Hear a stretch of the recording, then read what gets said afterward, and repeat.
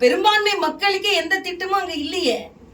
என்ன திட்டம் இருக்கிறது என்று நான் கேட்கிறேன். இன்னைக்கு வெற்று பட்ஜெட் தான் இங்க நடந்து கொண்டு இருக்கிறது. 9 லட்சம் கோடி கடனை வாங்கி கொண்டிருக்கிறார்கள். பெண்களுக்காக நாங்கள், அதாவது பெண்களுக்கான விடுதி கட்டுகிறோம் என்று சொல்ல, இது மத்திய அரசின் திட்டம். அந்த தோழி விடுதிகளே மத்திய அரசின் திட்டம் தான். அதே மாதிரி பெண் குழந்தைகள் பாதுகாப்புக்காக அதுவும் மத்திய அரசின் திட்டம் தான். இன்னைக்கு அம்மா அப்பா இல்லாத குழந்தைங்களுக்கு 2000 ரூபாய் உதவித்தொகை.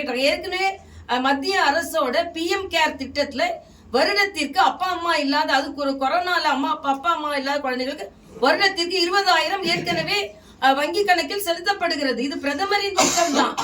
ஆக மக்கள் மருந்தகம் என்று பிரதமரின் மருந்தகத்தை முதல்வர் மருந்தகம் என்று காப்பி அடிப்பாங்க.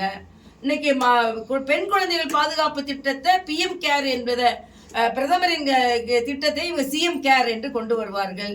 அதே மாதிரி பிரதமரின் வீடு கட்டு திட்டத்தை கலைஞரின் வீடு கட்டு திட்டம் என்று கொண்டு வருவாங்க. விஸ்வகர்மா என்று 8.5 லட்சம் கைவினை கலைஞர்கள் இங்கே எங்களுக்கு வேணும் உதவின்னு சொன்னதை மறுத்துட்டு கலைஞர் கட்டும் திட்டம், வீடு கலைஞர் கைவினை திட்டம் என்று சொல்வார்கள். ஆக கலைஞர் பெயரை எதுலதான் வைப்பீங்க நமக்கு தெரியல. எல்லாத்துலயும் கலைஞர் பெயர் இருக்கணுமா? அதே போல